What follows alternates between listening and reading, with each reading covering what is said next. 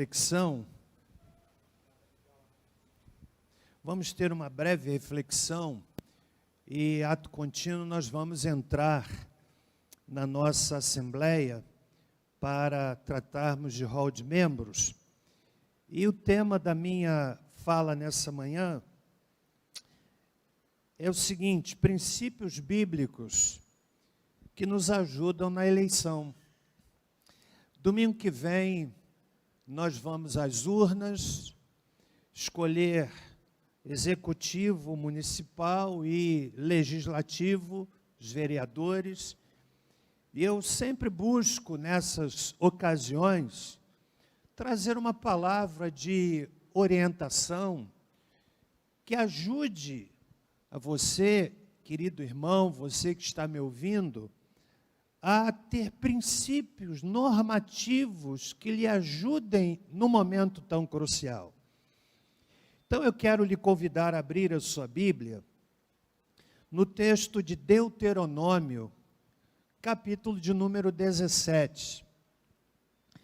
Nossa reflexão não vai ser longa, em razão da assembleia, que também não deverá ser longa, mas eu quero ler esse texto bíblico de Deuteronômio, capítulo 17, do versículo 14 ao versículo de número 20, que diz assim: quando entrares na terra que o Senhor teu Deus te dá, e a possuíres, Deuteronômio 17, verso 14,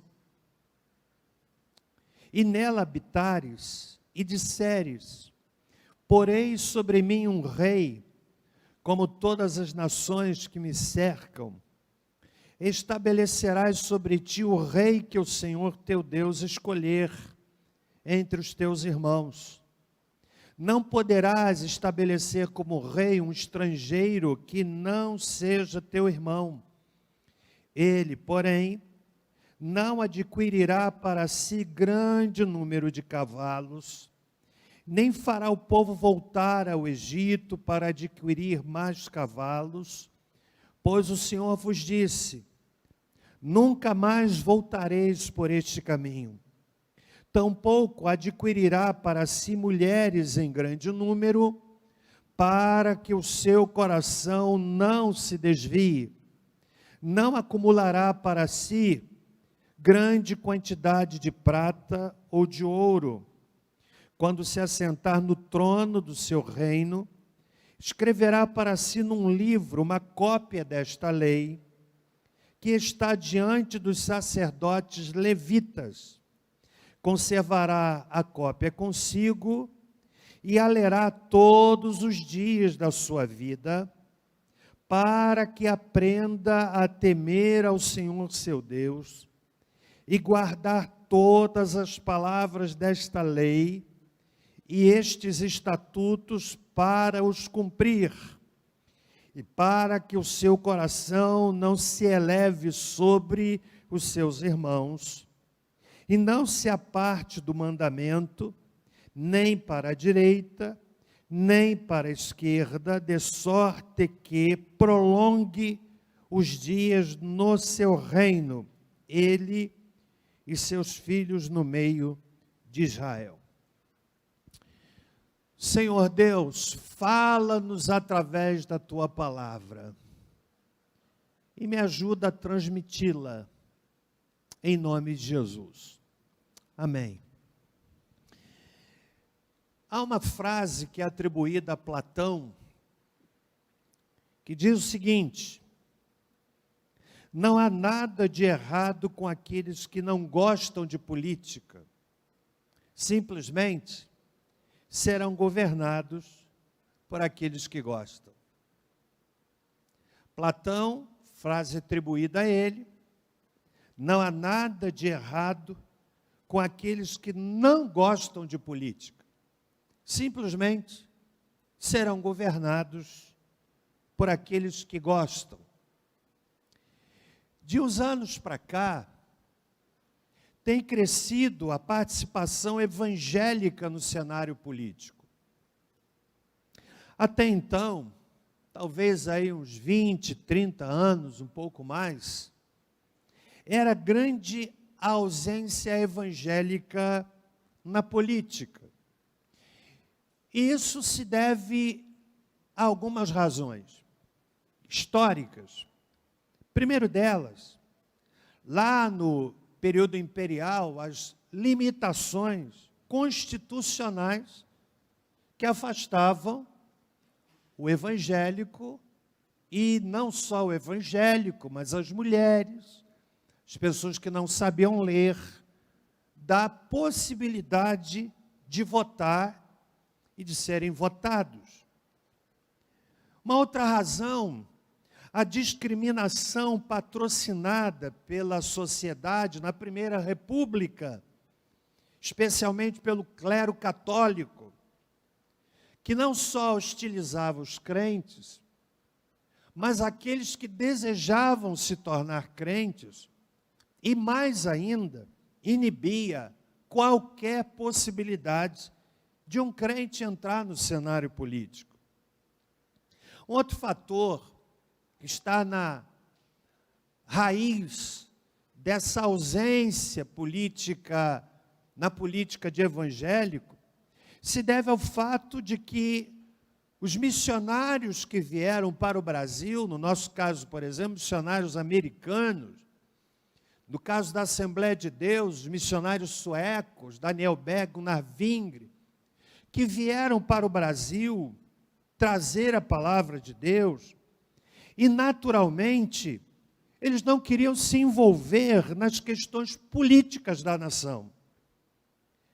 Mas ainda um outro elemento que historicamente nos ajuda a compreender a ausência evangélica no cenário político, que é o fato da pobreza e baixo grau de instrução dos primeiros crentes.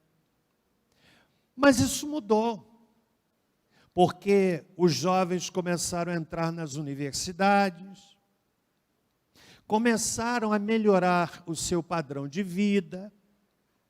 Hoje não só encontramos muitos evangélicos nas universidades como estudantes, mas nós os encontramos como docentes, como professores. O cenário vai sendo mudado. E isso vai naturalmente atraindo muitos evangélicos para o cenário político.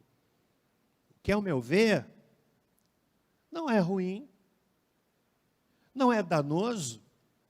Como dizia Platão, vale repetir, que o problema, não há nada de errado o indivíduo gostar de política, apenas serão governados por aqueles que gostam.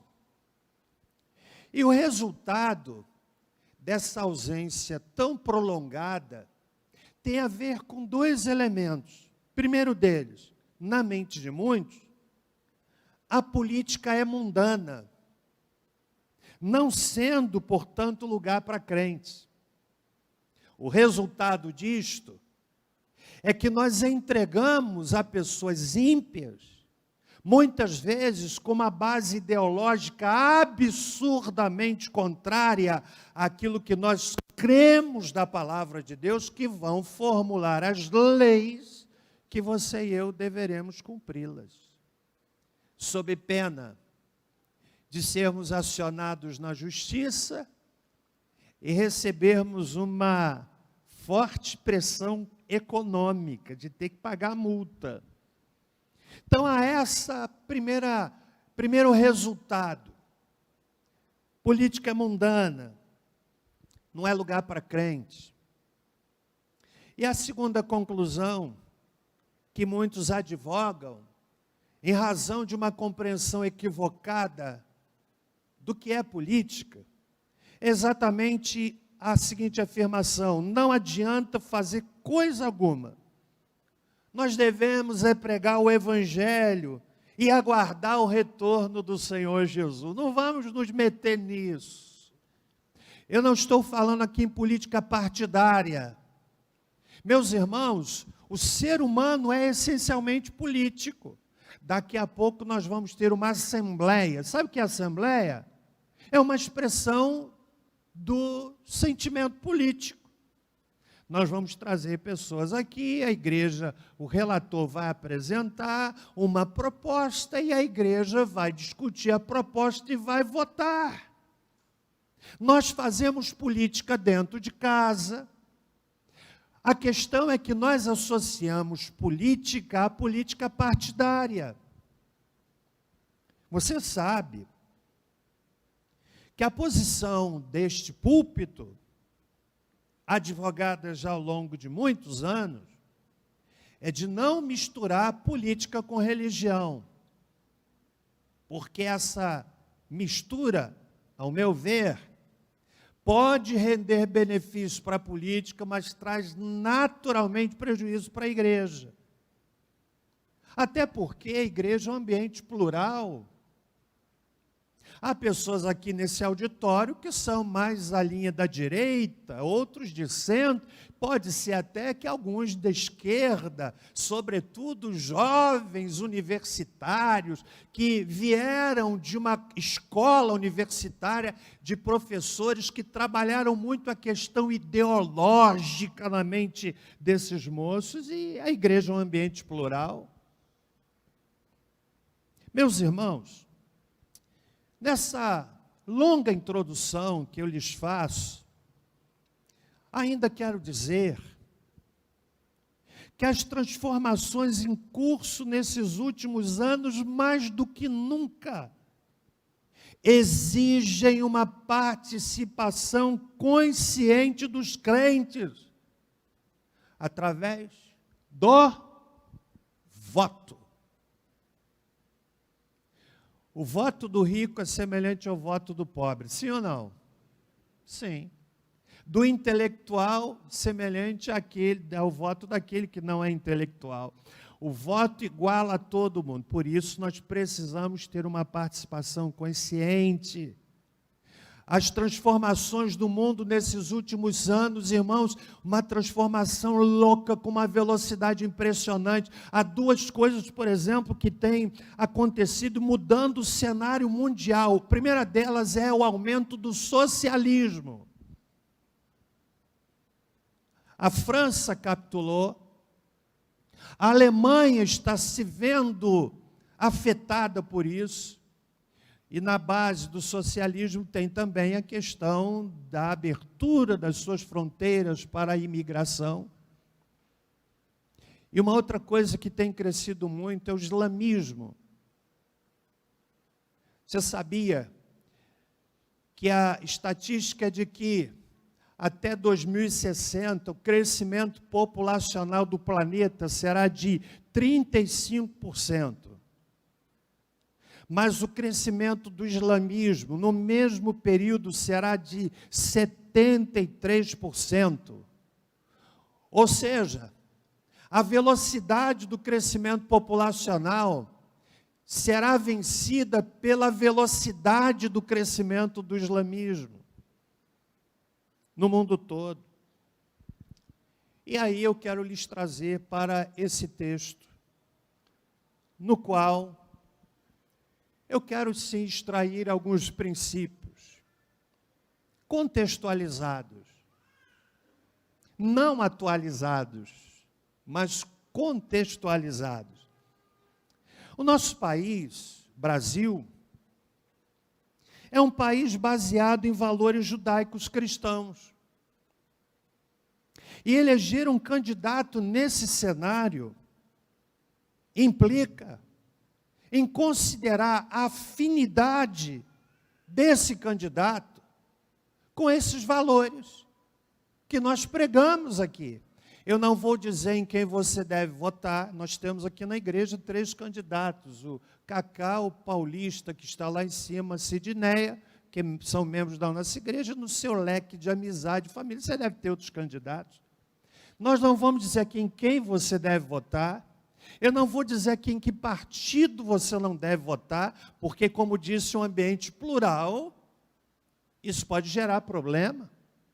Mas eu tenho o dever, à luz da Escritura, de trazer alguns princípios, alguns parâmetros.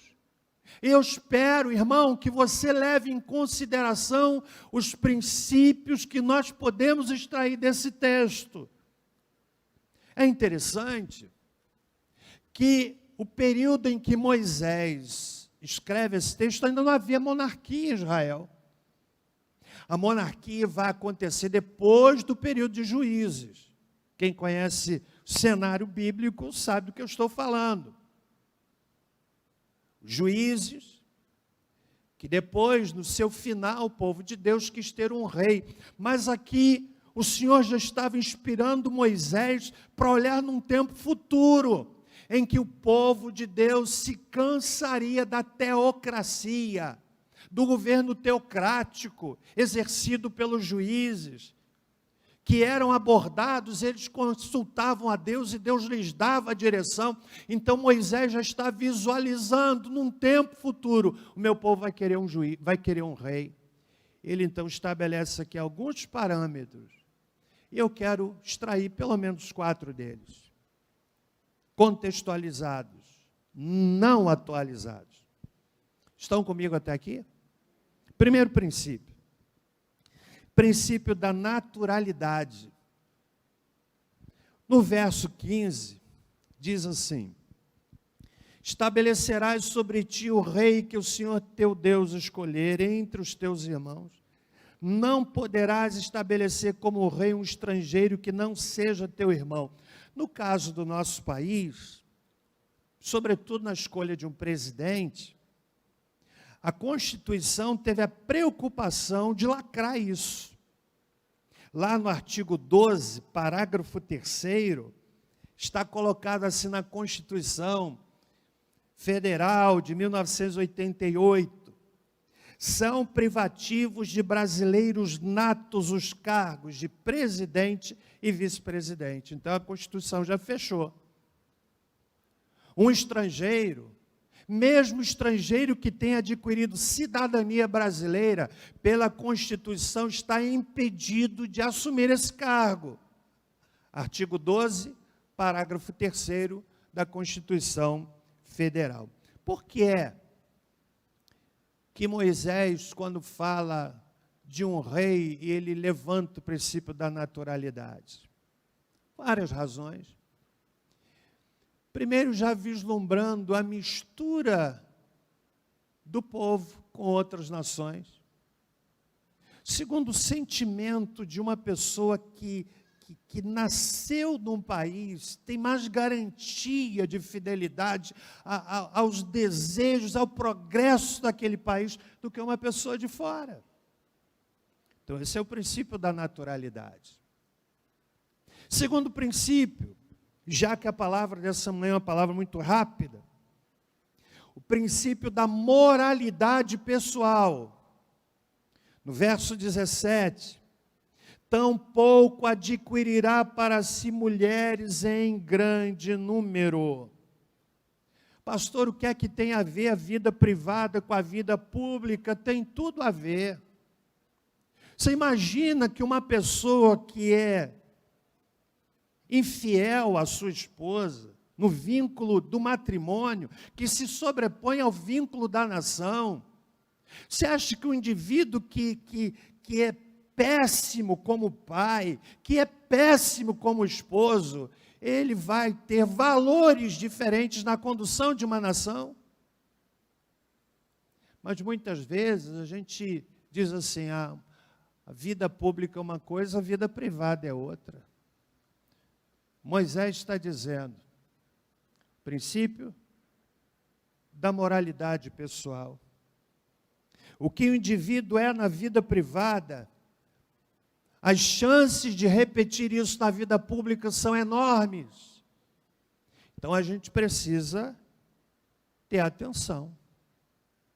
Terceiro princípio, princípio da integridade financeira pessoal. Ainda no verso 17, não acumulará para si grande quantidade de prata ou de ouro.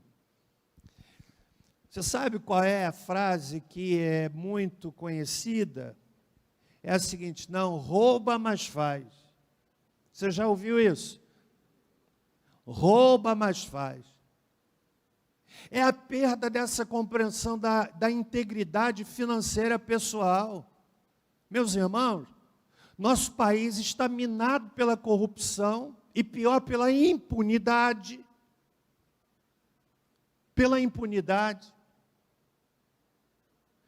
Pessoas ricas e poderosas são capazes de contratar uma banca de advogados impressionante, como o episódio que aconteceu lá no sul do país. Estupro culposo. Aqui, advogados que poderiam me explicar isso, porque eu não entendo. O indivíduo paga uma banca de advogados que tem condições de pegar brechas da lei e sair solto. Ao passo que aquele indivíduo que muitas vezes não tem essa condição vai penar na cadeia. Então a gente precisa considerar sim a integridade financeira pessoal. Olhe o candidato, sobretudo aqueles que estão pleiteando reeleição. É mais fácil. O indivíduo teve uma ascensão financeira absurda. Como assim? Como assim? Olha isso. Ah, vou votar no fulano de tal porque ele é tão bonzinho. Querido, você vai decidir isso num dia e vai sofrer 4 anos. 4 anos. Quando chegar daqui a 2 anos, o momento em que elegemos um presidente, senadores e deputados, a coisa precisa ser mais séria ainda, sabe por quê? Porque muitas leis estão sendo elaboradas que terão um impacto tremendo sobre o púlpito, por exemplo. Há coisas que, na forma que estão caminhando, pregar sobre determinados temas explicitados na Escritura, poderão trazer alguma penalidade para os pregadores. E aí? Aí a gente diz assim, é o diabo. Sim, irmão, mas vamos impedir que o diabo atue orando e votando com consciência. Você está entendendo o que eu estou dizendo aqui? Voto consciente. E o último princípio, porque a gente tem assembleia, eu estou andando rápido. Espero que você esteja entendendo. Amém, irmão? Princípio de afinidade de valores. No verso 18, Moisés está vislumbrando, portanto, o rei, e ele diz assim, quando se assentar no trono do seu reino, escreverá para si num livro uma cópia desta lei que está diante dos sacerdotes levitas, conservará a cópia consigo e lerá todos os dias da sua vida para que aprenda a temer ao Senhor, seu Deus, e guardar todas as palavras desta lei e estes estatutos para os cumprir. A sociedade no Brasil é leiga, diferentemente do que está colocado aqui. É leiga.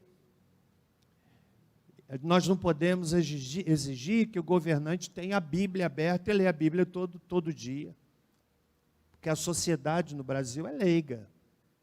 Mas eu posso considerar quais valores esse candidato postula, se eles estão afinados com os valores que eu creio. Significa dizer, irmão, que nós precisamos conhecer o que é que o partido daquele candidato postula. E há partidos que postulam coisas que chocam-se com o que nós cremos. Nós devemos ver quais as afinidades com o que ele diz, o que ele diz com o que eu penso como cristão. Imagine, por exemplo, postular-se a defesa do aborto. Sou contra isso. Então eu não posso emprestar e dar o meu voto a alguém que vai formular leis que me obriguem a aceitar aquilo que biblicamente eu não concordo. Está entendendo, irmão? Nós não podemos desperdiçar os nossos votos, voto consciente. Orar pelos nossos irmãos que estão pleiteando um cargo na política. Porque uma coisa é ser eleito, outra coisa é chegar lá e manter a sua integridade. Orar por eles, para que, sendo eleitos, possam fazer uma boa representação. Não é da igreja, a igreja não tem candidato. Essa semana alguém me perguntou: pastor, a sua igreja tem candidato? Eu falei assim: não, a igreja não tem candidato. Nós, batistas, não celebramos esse tipo de proposta. Nós temos membros da igreja que são candidatos, é diferente. Qual é o candidato da igreja? A igreja não tem candidato, a igreja é plural. Você vota em quem você quiser. É direito seu. Ninguém tem o direito de me perguntar: pastor, em quem você vai votar para prefeito? É um direito meu. Você pode até supor que é um direito seu. O que eu quero nessa manhã, irmãos, nessa palavra de 30 minutos, faltam 4 para eu terminar, talvez anunciando o tema criasse uma expectativa. O pastor vai dizer em quem votar. Não vou fazer isso. O que eu quero lhe encorajar é votar consciente. Primeiro, vá votar, porque é a forma de você dizer: eu quero esse rumo para a minha cidade. Eu quero que seja diferente. Ou eu quero que melhore isso, melhore aquilo. A arma está nas suas mãos. É o voto. Leve em conta esses princípios rapidamente compartilhados aqui nessa manhã. Afinidade de valores, o que ele propõe é o que você crê, a menos que para você não tenha importância a Bíblia. Aí o problema é mais grave, é seríssimo. Minha oração, irmãos, aqui no domingo que vem, quando nós formos às urnas, nós possamos votar de forma consciente. Não desperdice seu voto. Não desperdice. É a única forma de mudar isso. O mundo está mudando. Você viu como é que foi a disputa americana? Nunca a América esteve tão dividida entre democrata e republicano. O republicano mais alinhado à direita, o democrata mais alinhado à esquerda.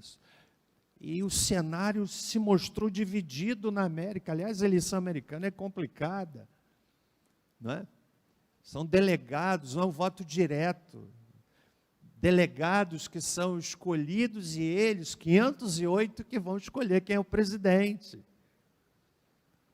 Isso significa, irmãos, que o cenário do mundo está mudando rapidamente. Alguém dizia que política é como uma nuvem. Você sai, a nuvem está no lugar. Daqui a pouco você volta, a nuvem já mudou. A política muda muito. Então, por favor, saia daqui entendendo a responsabilidade de fazer um voto consciente. Você escolhe em 10 segundos e vai conviver 4 anos com os frutos da sua escolha. Amém, irmãos? Nós vamos ficar em pé, vamos orar pelos nossos irmãos, membros desta igreja que estão postulando um cargo público, orar pela eleição na nossa cidade. Você vota em quem você quiser, mas, por favor, pense em quem você vai votar e que Deus tenha misericórdia da nossa nação. Amém, irmãos? Você entendeu o que eu compartilhei aqui? Amém? Senhor, nosso Deus e Pai, muito obrigado